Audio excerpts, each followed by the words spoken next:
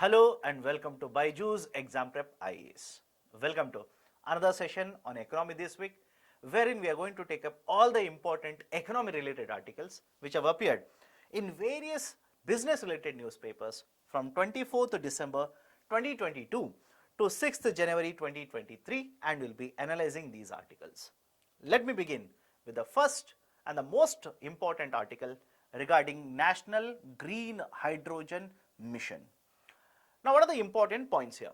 First and foremost, this point we have been reiterating multiple times in the last couple of months, that India is an energy dependent country. In simple terms, we import a lot of crude oil into India, and generally the amount of dependence on the import is more than 80%. Now, government again and again has been saying that we want to become Atmanirbhar or self-reliant, especially in terms of, let's say, security or energy security. Now, taking this particular slogan ahead, Government of India in 2021 announced that they'll be implementing National Hydrogen Energy Mission. And within this particular National Hydrogen Energy Mission, now Cabinet or the central government has cleared 19,744 crore rupees for promotion of Green Hydrogen Mission or National Green Hydrogen Mission. Henceforth, I'll be using a short form here, National Green Hydrogen Mission. Do not be confused when I say NGHM. Now, what are the important points that you need to understand regarding this mission? First, no details regarding how it will be implemented, what will be the components, etc., etc. Specifically, two specific missions which have been proposed under this have been announced as of now. Government going forward will be announcing the details of it. I mean, I will simply say, sir, but many of the articles or many of the newspapers have carried details regarding the green hydrogen mission. The details that I am talking about is one mission by the name of SITE, or the scheme of SITE, Strategic Interventions for Green Hydrogen Transition Program, SITE initiative. As of now, details regarding SITE initiative have not been announced. Now, what are the important points you need to understand here then? First, the budgetary allocation or the amount of allocation done by the government is 19,744 crore rupees. But does it mean that this will be the total amount of investment in the green energy sector or the green hydrogen sector? Absolutely no. The Government of India will be promoting a lot of private sector investment into the development and the usage of National Green Hydrogen Mission. And as a result of this, I am pretty sure you must have come across multiple articles pointing this out. The total amount of investment will be in terms of lakhs of crores of rupees which will be promoted under the mission. So, what are the points here? One, the total amount of investment will be huge amount of investment, and that is up to 8 lakh crore rupees. Apart from this, second, we expect a huge amount of employment generation because of implementation of this initiative. Third very important point, Government of India although has been promoting generation usage of green hydrogen, commercially it is not viable in India. What do you mean by commercially it is not viable? Before I go forward, please remember this particular point. Is the Government of India the only government around the world which is promoting green hydrogen? Of course not. There are many other countries which have already taken the initiative in promotion, that is production, consumption of green hydrogen. India is one of these countries. Now, the problem with the green hydrogen, especially in the context of India, is that the cost of production is very, very high. Generally, they will give the data in the range of 350 rupees to 400 rupees per kg of green hydrogen. Whereas, the Government of India wants to reduce it by half so that it becomes commercially viable going forward. And by 2030, Government of India says will be able to do this. And by promoting investment, by implementing this mission, Government of India says will not be only promoting investment here, will be promoting employment generation, we will ensure that lot of investment will flow. There will be a lot of technologies, projects implemented under the green hydrogen. As a result of this, production of green hydrogen will increase. Again, you don't have to buy it. The data is very clear. We will be able to increase the production of green hydrogen by 5 million tons. And because we are going to promote and use the green hydrogen, the amount of the fossil fuel consumption will come down. The industries will not be heavily dependent upon burning of the fossil fuels. So the emission automatically will be reduced. That is, the third objective is to reduce the emissions by 50 million tons by 2030. The greenhouse gas emissions will be reduced by this much by 2030. And not only this, you also need to remember one more term. We will be promoting decarbonization. We will be promoting the concept of decarbonization of industries by producing, consuming, as well as exporting the green hydrogen from India to rest of the world. So these are certain very important points regarding the objectives associated with NGHM. Now, in order to achieve these objectives, as already mentioned, Government of India has proposed how much? It has cleared 19,744 crore rupees worth of expenditure from the government's pocket. Out of this 19,744 crore rupees, majority of it, that is more than 17,400 crore rupees will be utilized in order to promote production of green hydrogen as well as promotion of electrolyzers in India.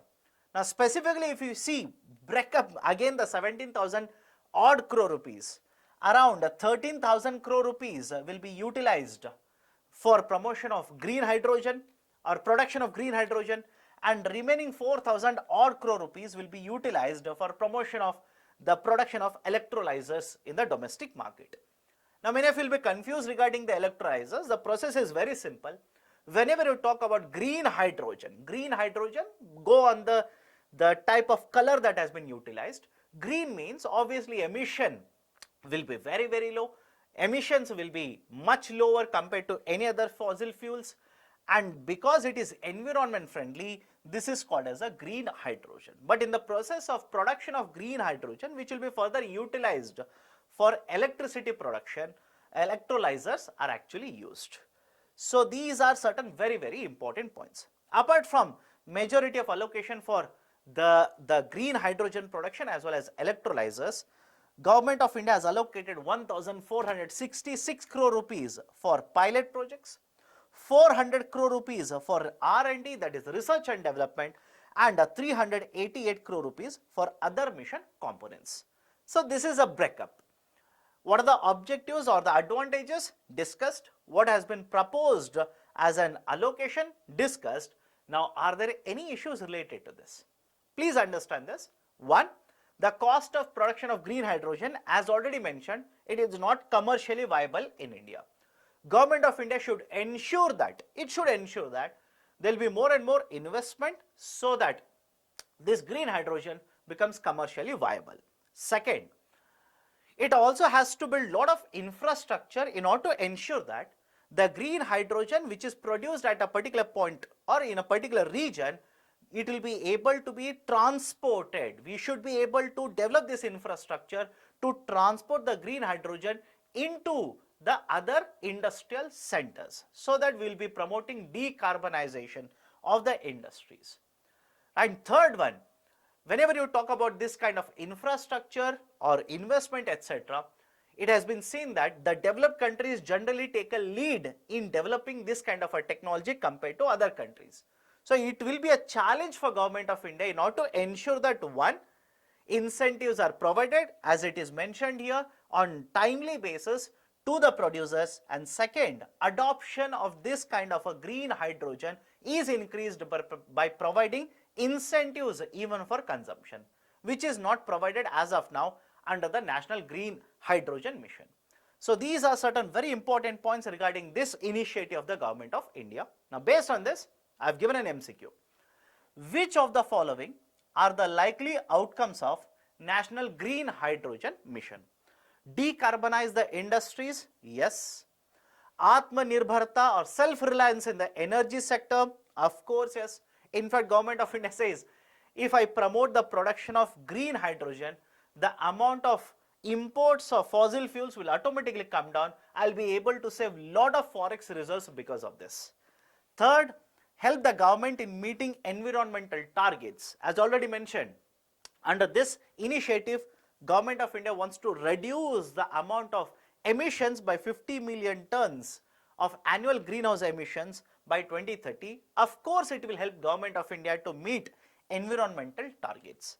So all the three are correct. Right option will be option D, 1, 2 and 3. Next article regarding the allegation on electric vehicle makers that they have basically misused certain provisions under a scheme by the name of FAME. Now, what are the important points here? First and foremost, Government of India has been promoting production as well as the sale and the adoption of electric vehicles, hybrid and electric vehicles. In order to promote the production as well as usage or adoption of these electric vehicles, Government of India back in the year 2015 introduced a scheme by the name of FAME. FAME simply stands for Faster Adoption and Manufacturing of Hybrid and Electric Vehicles. Under this initiative of FAME, which was initially proposed to be implemented for 2 years, later extended. From 2019, again Government of India has introduced the second phase of this initiative by the name of FAME 2. Now, what is the importance regarding FAME 2 here? One of the issues regarding more and more adoption or let's say purchasing of hybrid and electric vehicles has been that these are very costly. Because these are very costly, the number of sales of these vehicles are not increasing at the expected level. In order to increase the adoption and to make these particular vehicles affordable, under the FAME initiative, Government of India told the electric vehicle manufacturers, if you produce the electric vehicles and sell them in the market, at the maximum you can provide 40% discount. At the most you can provide how much? 40% discount. Now, if the electric vehicle manufacturer will provide the discount, it simply means the amount of revenues earned by the electric vehicle manufacturer would go down. If you are the manufacturer or the producer, why will you agree to this? So naturally, Government of India told them, when you provide this discount for the buyers, what you can do is claim this amount of discount from the government itself. In simple terms, let's take a simple number here. Imagine the cost of the vehicle is actually 1 lakh rupees. This EV manufacturer, rather than selling it at 1 lakh rupees, that is including the profit by the way, will decide to give a discount of 40% and sell it at 60,000 rupees to the buyer. The remaining 40,000 rupees, the manufacturer can claim it from the Government of India. So by providing the subsidy like this, Government of India tried to ensure that these vehicles are affordable for the people in the market. But there is a condition, there is a catch. What is the catch? Government of India said, I'll give you the subsidy. That amount of the discount, I will give it to you. But the catch was that you will have to start sourcing the goods or let's say the certain components from the domestic market.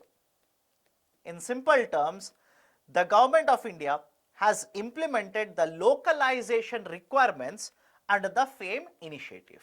What do you mean by localization here? If you are going to purchase a lot of components to manufacture an electric vehicle, which of course they do, some of these components, they will have to source it only from the domestic market, that is within the Indian market only. This would promote manufacturing of these components, which will provide benefit in terms of higher investment, employment generation and promotion of industries within the domestic market. So Government of India implementing the localization requirement started providing this kind of a subsidy under the FAME initiative. Now whenever an electric vehicle manufacturer wants to claim this amount of discount from the government, they will have to meet localization requirement and they will also have to take certificates.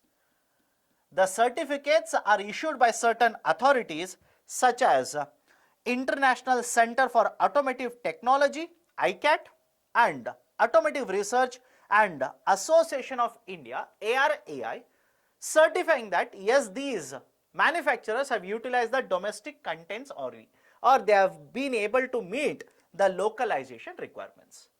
And by providing the certificate, the EV manufacturers will show the certificate to the government and claim the subsidy from the government. Now there are allegations. What are the allegations? Imagine I am one of the manufacturers. I am not meeting the localization requirement. That is, I am sourcing the raw material, sourcing the components, but not specifically from the domestic market, but I am importing them. Which means I am not meeting the norms of localization, but I will take a certificate from the authority, show it to the government and claim the subsidy. And obviously, because the amount of subsidy that is allocated or amount of money that is allocated by the government is limited, there is an allegation that some of these EV makers are cornering the subsidy, but they are not meeting the localization requirements. And the government of India, which has received a lot of these particular complaints, now has taken two steps. One, for the current year, they have stopped giving any amount of subsidy for these EV makers. And second, they have asked these authorities or these institutes to have a relook and start issuing fresh certificates to these EV makers. But some of you will keep on looking at this discussion and say, sir, but what about those EV makers who have already taken the subsidy, but they have not complied with or they have not basically followed the localization requirement? Government says, that is the Ministry of Heavy Industries has stated, we will start the recovery process. That is, we will try to find out which are these people, which are these companies which have taken the subsidy but without meeting the norms. We will start recovery process from all of these companies. So these are certain very important points regarding this news, which says there is a lot of issue related to the FAME initiative, specifically in the concept of the localization requirements as well as the subsidy given to EV makers. Now the next important article is regarding City Finance Rankings 2022. Now what is this idea of a City Finance Rankings 2022? Very simple. We have urban local bodies, and that is, let's say, cities. These cities, that is municipalities, etc., they need to spend a lot of money. But in order to spend a lot of money, they also need to generate a lot of money, either get the funding from the state, center, or through their own resources. And they'll have to keep a track of what kind of expenditure they are incurring, how they are able to generate revenues, etc. Now, Government of India basically says, yes, there is a lot of funding which is provided by the center, states, etc. to the ULBs. We need to monitor how they are spending this money and we need to promote these ULBs in order to generate their own revenues and have very good methodology of incurring expenditure. That is, in simple terms, the ULBs should be making expenditures which are qualitative, which are going to add to certain economic activity in the market, etc. In order to promote all of this, now the Ministry of Housing and Urban Affairs, remember this, the Ministry of Housing and Urban Affairs has launched a new initiative by the name of City Finance Rankings 2022. Under this initiative of City Finance Rankings, what are the important points? I will come back to this. The objectives are very simple.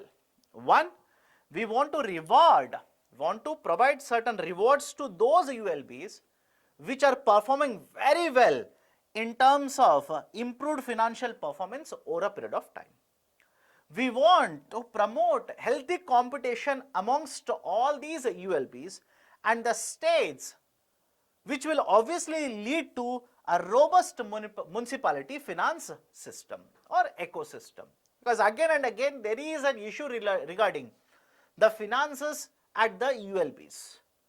Third one, we want a platform for identifying a technical support which will provide or which will address the needs of the states as well as the cities for implementing municipality finance reforms.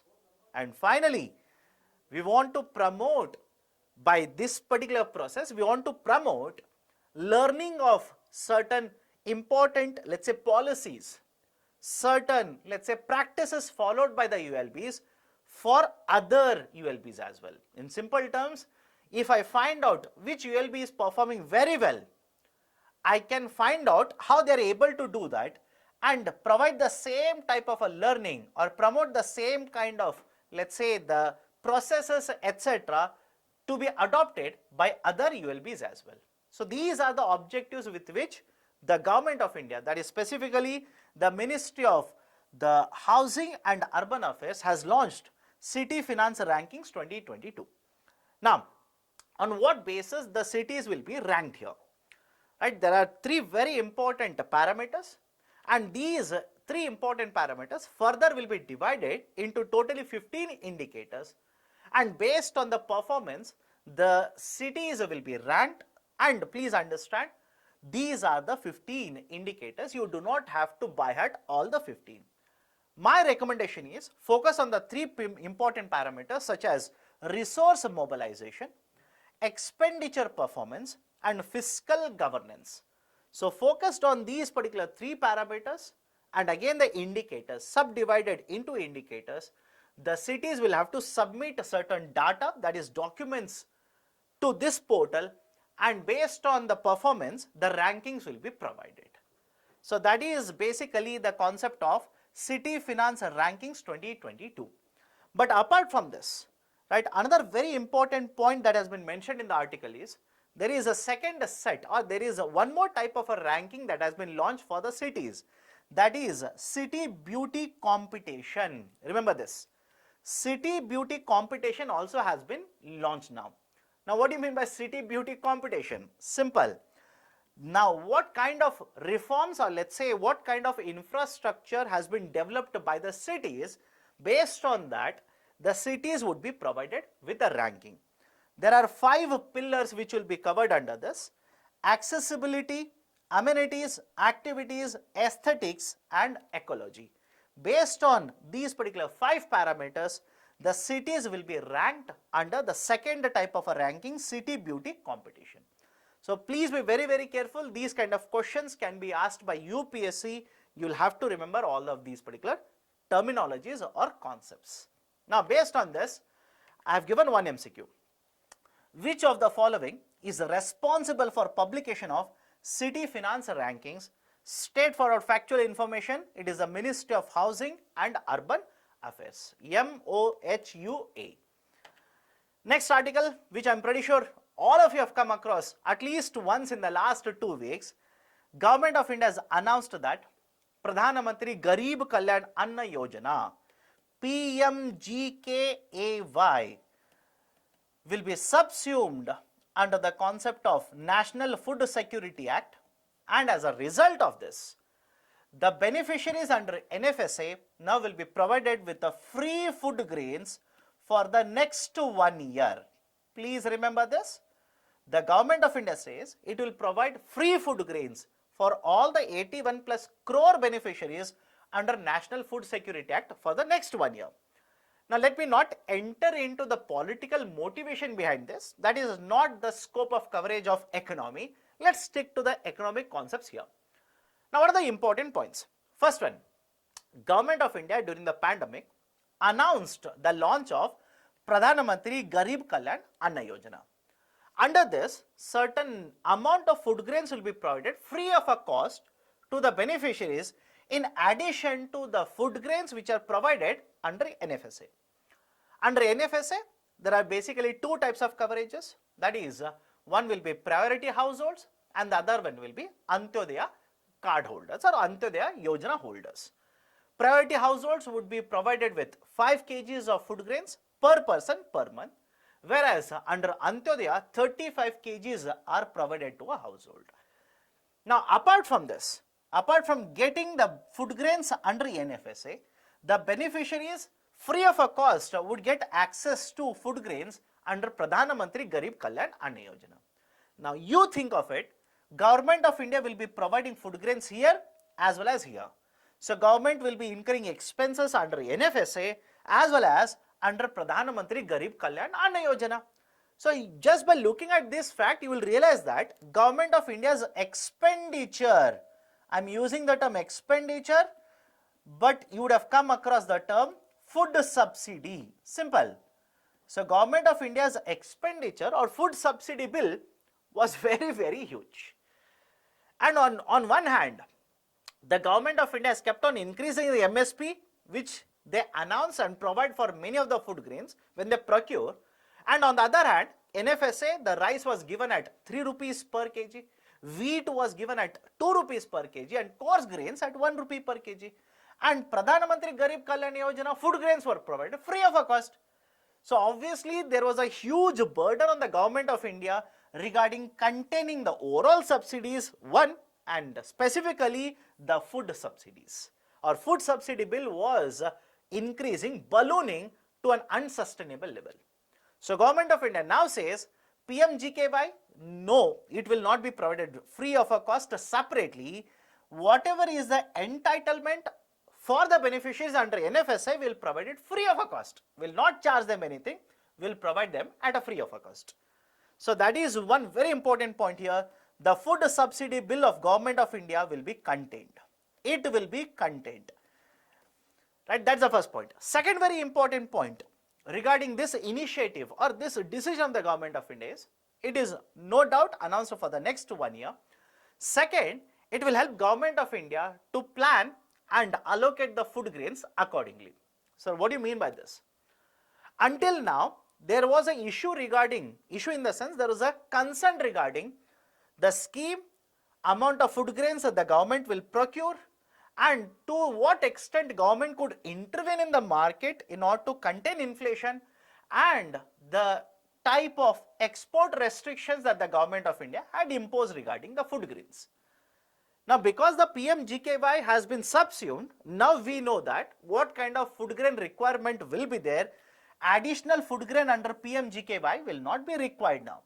So don't you think because of this, now Government of India can plan accordingly how much to procure, to what extent it can intervene in the market to stabilize prices, and third, should it have any export controls over the exports of these food grains to the international market. That's a second very important point regarding this initiative or this decision. Third very important point. Until now, please make a note of this. Until now, whenever intrastate, that is within the state, food grains were moved, the cost of transportation was shared between the center and the state. I repeat this. Until now, whenever the food grains were moved intrastate, the cost of transportation was shared between the center and the state. Now with this announcement, Government of India says, state government doesn't have to bear the burden of the transportation cost. The state government doesn't have to bear the burden of the transportation cost. The transportation cost burden will be borne by the central government itself. So these are certain very important points regarding the Government of India's decision to subsume or basically bring the Garib Kalyan Anna Yojana under NFSA and provide free food grains to the beneficiaries under NFSA for the next 1 year. Next important article is regarding toy manufacturing in India. Many of you look at this article and say, sir, why do you think this article is important? I don't feel the article is important for UPSC, you will say. But please be focused on the next points. You will automatically understand this is important. First one, India used to import huge amount of toys. It should not be surprising. India used to import huge amount of toys. And it will not be a surprising fact when I tell you, most of these toy imports used to happen from China. That's the second point. Third very important point here, very recently, India, rather than becoming a net importer of toy, has become a net exporter. I hope you understand now. Rather than being a net importer of toys, India has become a net exporter of toys now. That's a very, very important point. Which means on one side, no doubt we are importing toys, but the amount, or let's say the value of toys which we have exported, it is higher than the value of import of toys that we are doing. Now, any financials that you can use to write an answer in UPSC? Of course, yes.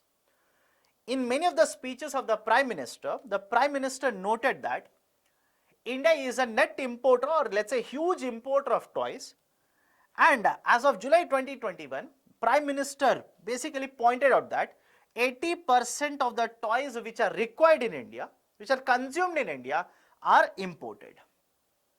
And the Prime Minister in another speech has stated that the amount of India's export of toys, which generally used to be in the range of around 300 to 400 crore rupees, now have ballooned to more than 2,600 crore rupees. And the amount of imports which used to be over 3,000 crore rupees now have fallen by more than 70%. In fact, majority of the toys that we used to import from China, half of these imports have actually come down in the recent times. I mean, if you'll simply say, sir, but you said India has become a net exporter of toys. Where is the data to prove it? Let me show the data. And basically this graph, the second graph, it will show you that India was a net importer, basically used to import a lot of toys into the domestic market. But for the year 21 and 22, India has become a net exporter. So please remember this particular point. Many of you will simply say, sir, why it is important? Why are you stressing so much? One, when you become a net exporter, it simply means the production in the domestic market has increased. But is it sufficient? Obviously, the answer is no. Why? Even today in the global market, out of the total exports, more than 60% of the exports of toys come from China. So that is where Government of India is targeting and says we might, again this is not confirmed, there is a discussion regarding this. Government says we might introduce toys as a part of PLI. Under the production linked incentive, there are 14 sectors. Government of India is considering including even the toys manufacturing under PLI so that the production of toys automatically increases.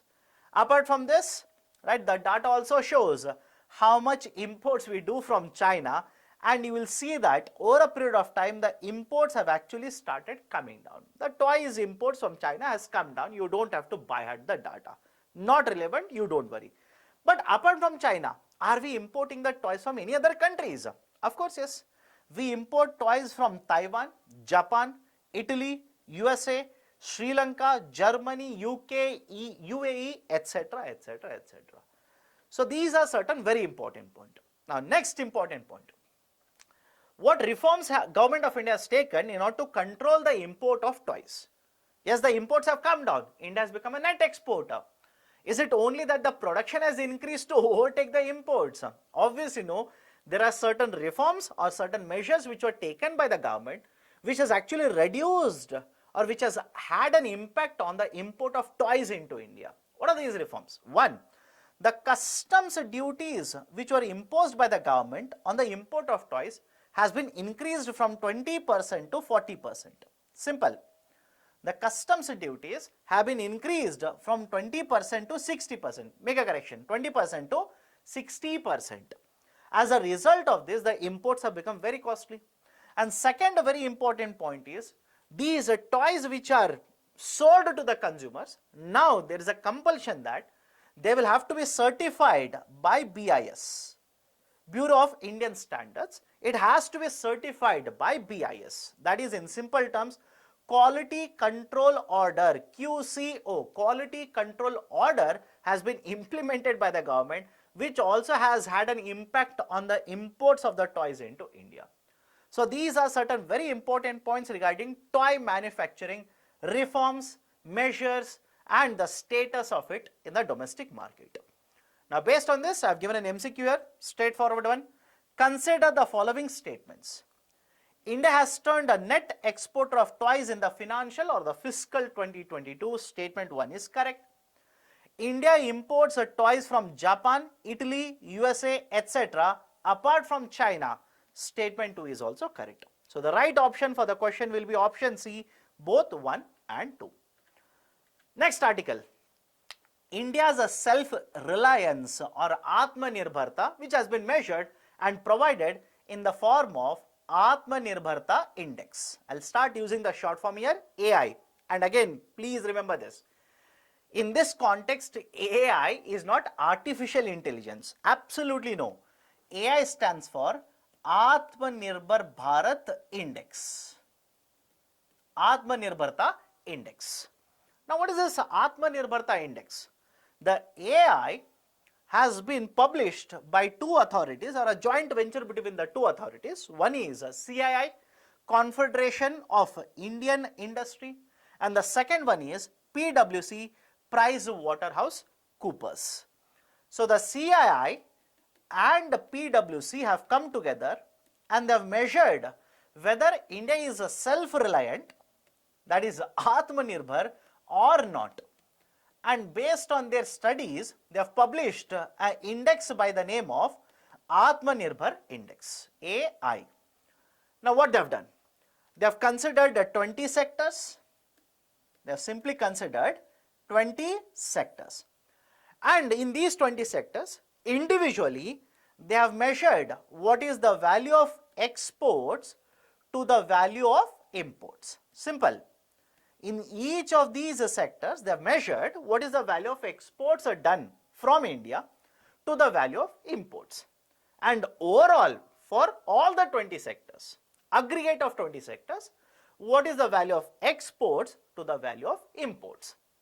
And the analysis is very simple. Inference is very simple. In any of these sectors, if you find that the outcome, that is Atmanirbhar Index, is more than 1. Understand this. If you find that in any of the sectors or overall aggregate, the AI is more than 1, it simply means it is self-reliant. And if the value is less than 1, obviously it is not self-reliant. Now what is the inference that you need to understand, or what point you need to understand from all of this? Simple. As per the report which is published for the financial year 2022, 8 of the 20 sectors had an index reading of greater than or equal to 1.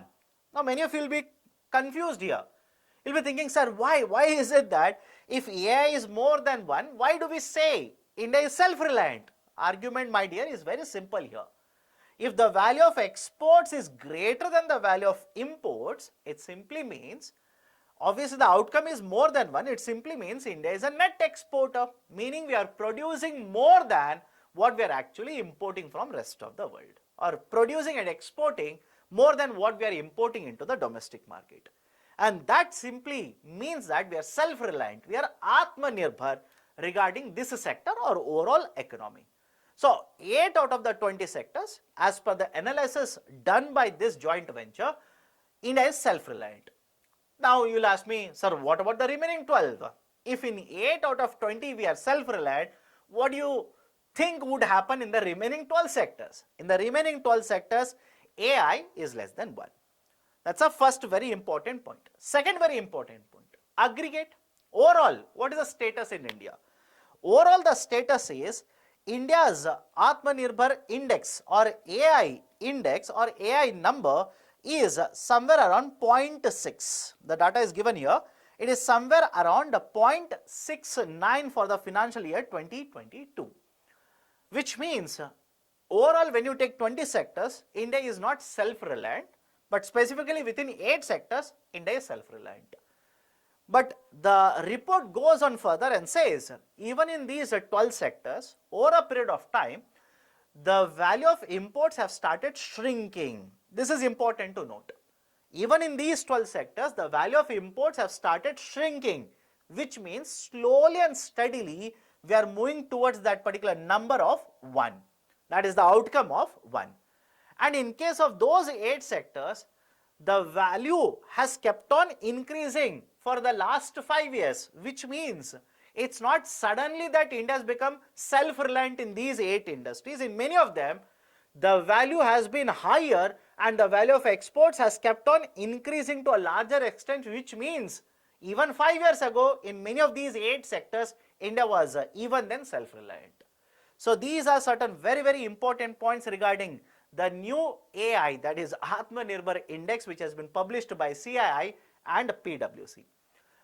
Consider the following regarding AI prepared by CII and PwC. It is a ratio of exports to imports. Statement 1 is correct. AI of below 1 means India is self-reliant or Atmanirbhar. Second statement is wrong. It simply means India is not self-reliant. So based on this, right option for the question will be option A. Only 1 is correct. Next article, very recently Reserve Bank of India has published Financial Stability Index or Financial Stability Report, FS report. And one of the very important points of discussion within the report has been that the issue of NPA or the menace of NPA is actually going down. That is, the problem of NPAs, right, which has been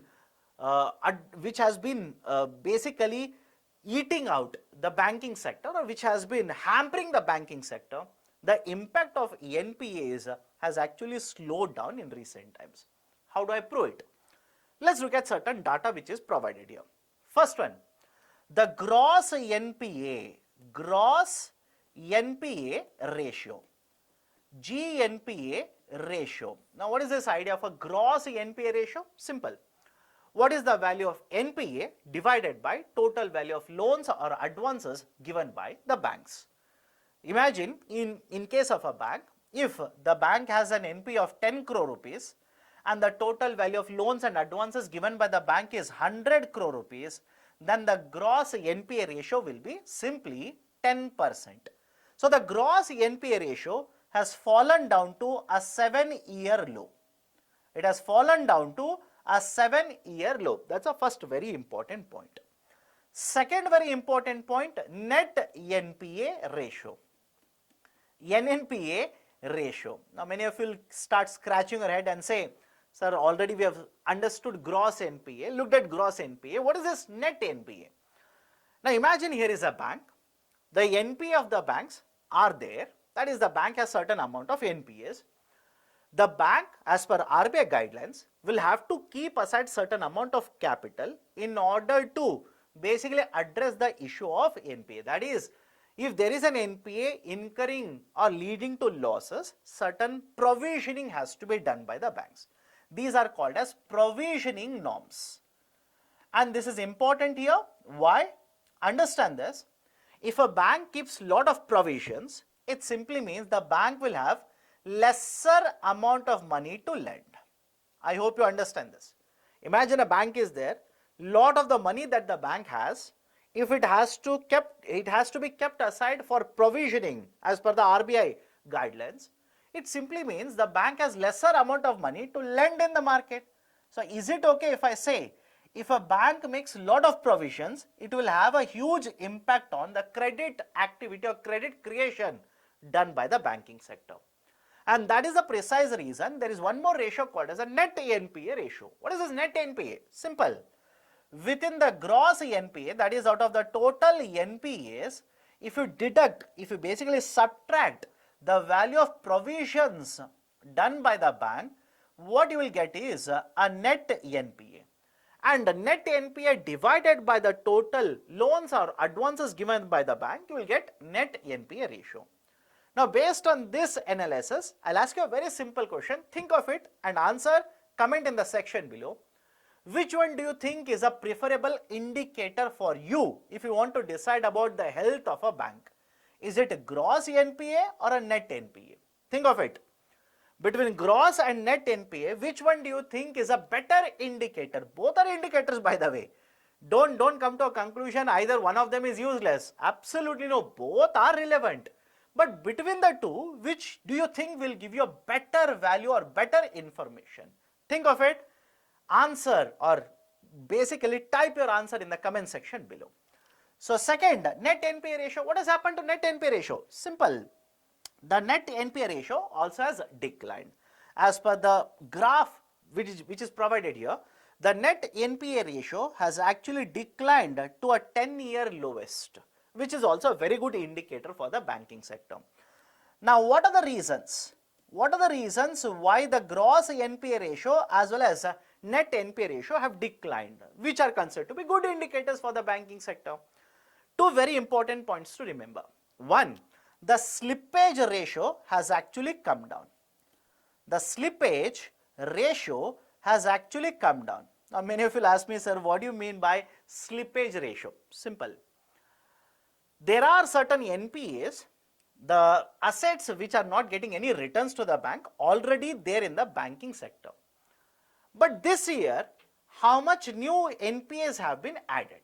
I hope you understand this. Imagine here is a bank. Out of all the loans that they have issued, out of that, let's say 80 crore rupees worth of loans are not performing, NPAs.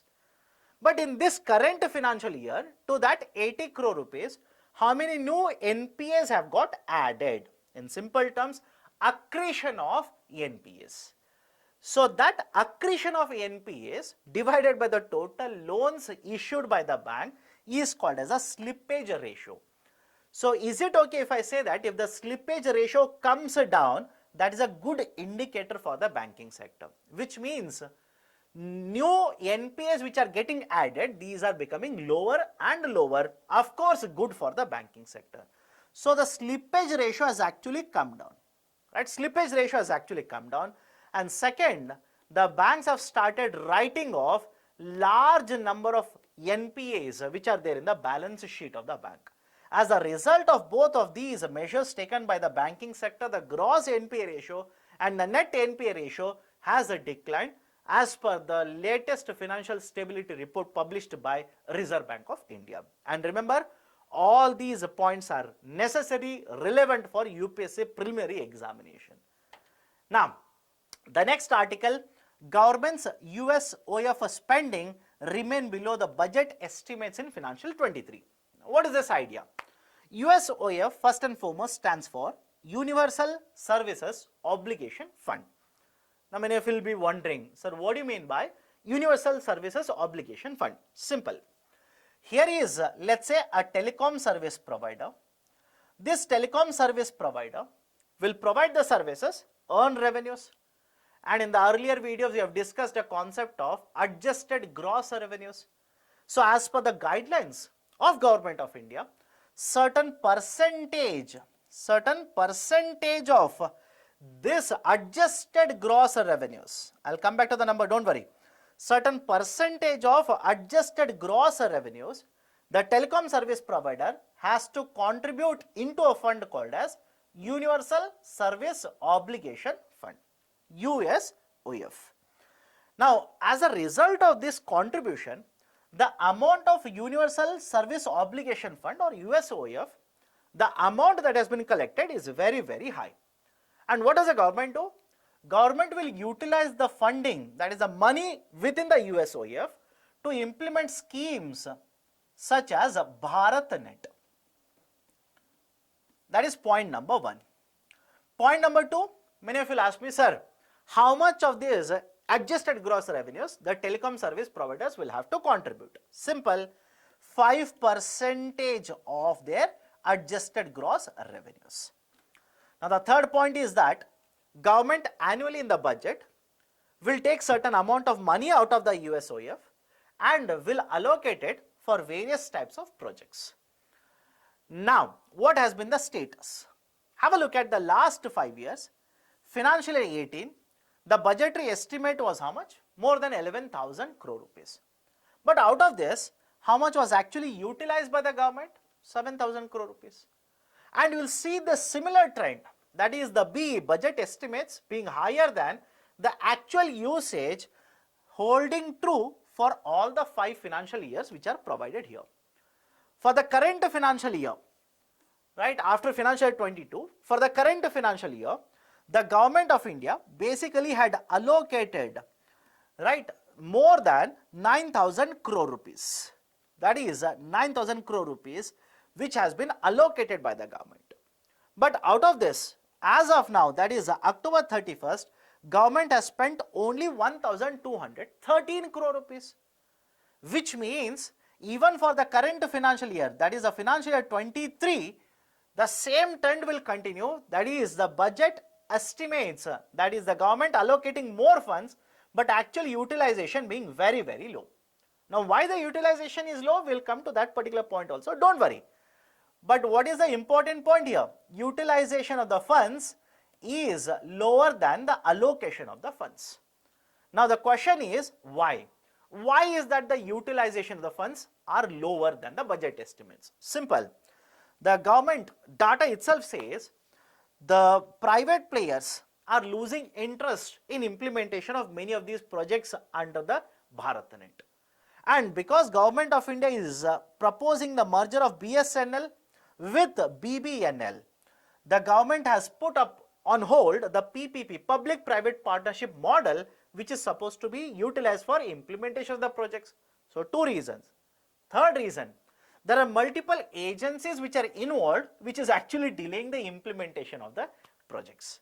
So, because of various reasons like this, the allocation is higher, utilization is lower. Now, what is the problem then? Fifth point, what is the problem? Problem is simple. The telecom operators or service providers have looked at this. They are arguing that, one, the amount of funds which are supposed to be spent or unspent within the USOF are more than 64,000 crore rupees. That is the first point. Second point, government is allocating the funds, is unable to utilize all the funds. Third point, then why is the Government of India collecting 5% of adjusted gross revenues from us further to add to unspent funds within the USOF? Why doesn't government either reduce or basically suspend this amount of collection from us for certain time period so that it will provide relief to us? So, these are certain important points regarding the USOF discussion in the recent times. Next article, India and fertilizer imports. India has one, signed multiple MOUs, Memorandum of Understanding, with many countries such as Senegal, Israel, Oman, Canada, etc. in order to import fertilizers or materials related to fertilizers into the domestic market.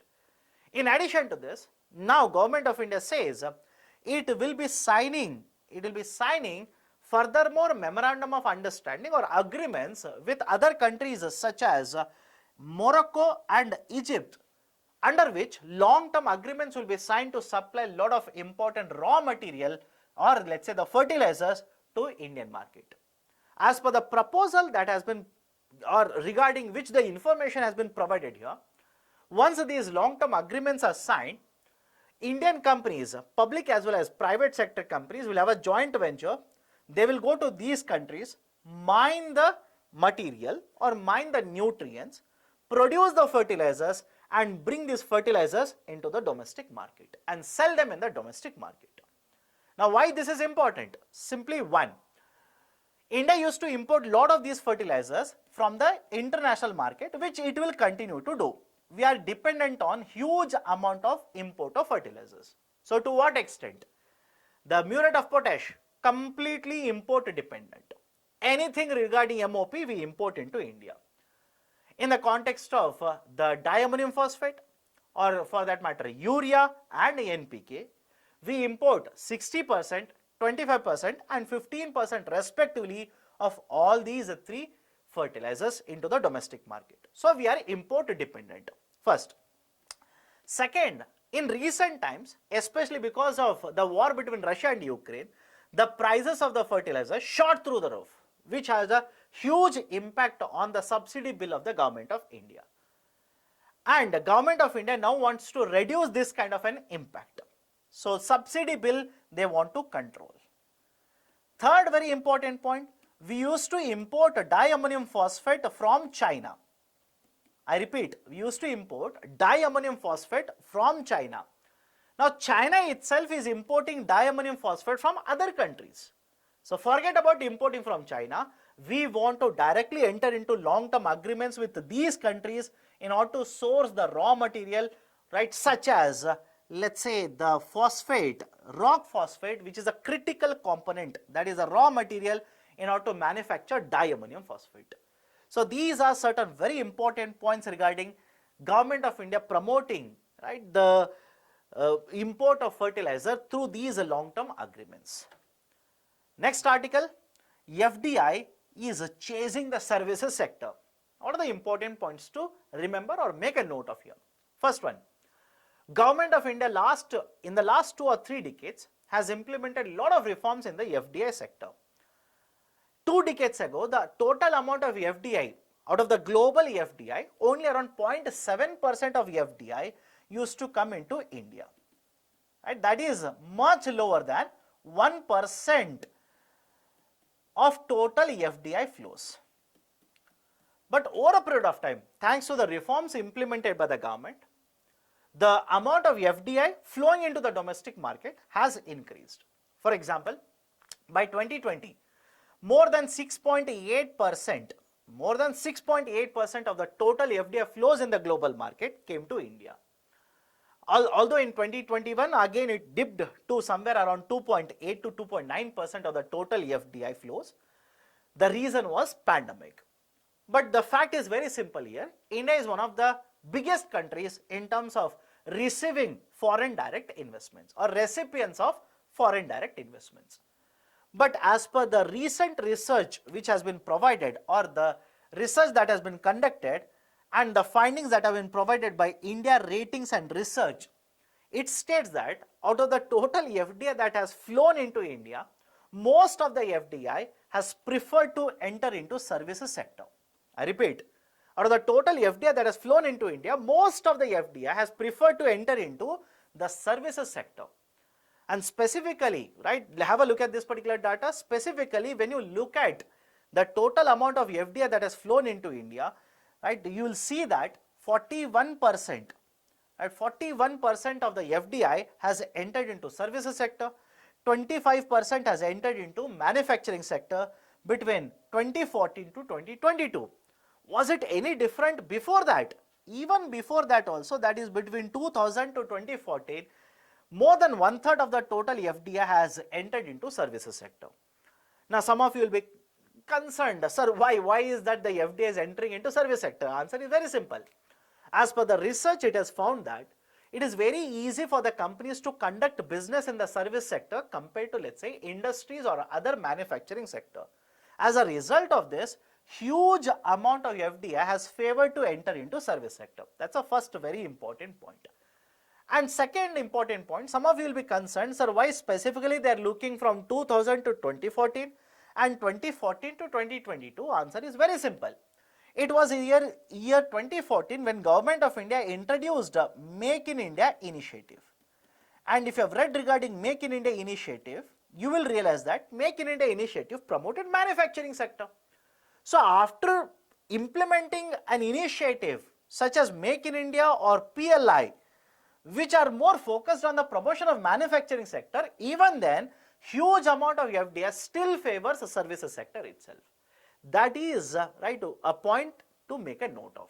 Second very important point, between 2019 to 2022, that is for the duration of 3 years, out of all the analysis that has been done by this particular institution, it has seen that there are very few states, 3 to 4 states, which have attracted a highest amount of FDI into India. That is specifically states such as Tamil Nadu, Karnataka, Maharashtra, etc. These are some of the few states which have successfully attracted the highest amount of FDI. That has basically led to creation of FDI corridors in India. So these are certain very important points regarding the latest research regarding FDI inflow into India published by India Ratings Research, that is INRA Research. Now based on this, I have given a question here. Consider the following statements. World Investment Report is published by the World Bank. Many of you will feel that, sir, it has no connection to what article we have discussed recently. Absolutely no. First and foremost, the statement is wrong. World Investment Report is published by UNCTAD. That's the first point. Second, why do I say it has a connection to the article that we have discussed very recently? When I say India is one of the biggest countries in terms of accepting or receiving FDIs, the rankings are published in the World Investment Report. So first statement wrong. As per the World Investment Report 2022, India is ranked 7th in terms of FDI destination. Second statement is correct. Right option for the question will be option B, only 2. Next article, MEITY and online gaming. Very recently, Government of India has announced that Ministry of Electronics and Information Technology will be the nodal agency or the nodal ministry which will be regulating or relating to online gaming. And regarding e-games, e-games, that e-sports specifically, not e-games, e-sports, it will be Youth Affairs, that is the Ministry of Youth Affairs which will take care of e-sports. Now many of you will be confused between online gaming and e-sports. The online gaming in simple terms, as per the latest guidelines or let's say the draft guidelines which have been proposed by Ministry of Electronics, online gaming is nothing but it's a game which is provided in online, that is in internet, and a user will utilize a computer or any electronic related gadget to get access and play these games. That is online gaming. What about esports? You must have seen certain events where many of the online gamers will compete with themselves or compete amongst themselves, and there are viewers who are sitting and basically participating or looking at these particular games. This is called as esports. So esports will be coming under the Ministry of Youth Affairs, whereas online gaming will be coming under the Ministry of Electronics and Information Technology. Now following this, Ministry of Electronics has published draft guidelines. It has been proposed as an amendment to IT rules of 2021, and these draft guidelines have been published, and the people or the stakeholders can give the feedback to the government, that is to specific ministry, by January 17th. If you have any recommendation regarding these draft guidelines, even you can give the recommendation to the Ministry of Electronics. But before that, you will have to understand what are the guidelines, what are the draft, what does the draft provide. First point, as per the draft guidelines, all these are as per the draft guidelines. First, there has to be a self-regulatory authority. Again, when it will be set up, etc., it is just a draft. There has to be a self-regulatory authority consisting of 5 board of directors. And please understand this, all these online game providers will have to be registered with this particular authority. Point number 1. Second point, any of these particular companies which wants to provide or wants to launch a new online game, first they will have to show the game, that is get the approval from self-regulatory authority. Third point, these online gamers or providers will have to appoint a chief compliance officer, that is the officer who is basically a senior manager or senior level manager at the company, will have to coordinate between the law regulation authorities or law authorities in order to implement certain guidelines and provide the inputs that are required by these authorities. Next, the gaming providers, the online game providers will have to ensure that they will conduct or they will provide the details regarding the user agreement. They will have to provide the details regarding what will be the issue related to the losses, financial losses if any, addiction to gaming if any, etc. All these details will have to be provided to the users. That is, if you are going to use these games, then all this information will be made available to you. If you have a complaint, then these companies will have to set up a framework of grievance redressal. For example, when you write a complaint, a ticket number has to be generated.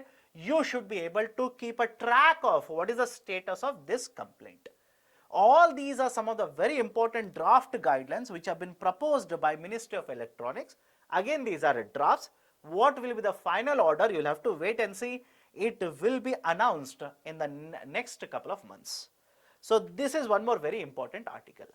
Next, just for sake of information, remember this, the Government of India has launched a right to repair portal as well as app. Now what is this right to repair? For example, imagine you purchase a product from me, a gadget or an electronic product. Now there is certain issue with the functioning of the product. You want to get it repaired. Now I'll simply say, if you want to get the product repaired, you'll have to bring it to me. If you take it to someone else, the other person will not be able to get access to any kind of information regarding the product. Meaning, what is the outlay of the product? What is the design of the product? how the conductors are arranged, etc., etc., no assistance will be provided. Or worst case scenario, you want to self-repair. Even in that case, I will simply say not allowed. I will not give you any assistance regarding this. So Government of India now says it is a right to repair, that is the buyer will have the right to repair. In simple terms, a portal has been set up. All these providers or sellers of the products will have to upload, right? Remember this, the manufacturers will have to upload the manuals of the product along with the details on the portal, so that the consumers or the buyers can either use the manuals to self-repair or take the product to a third party to get the product repaired.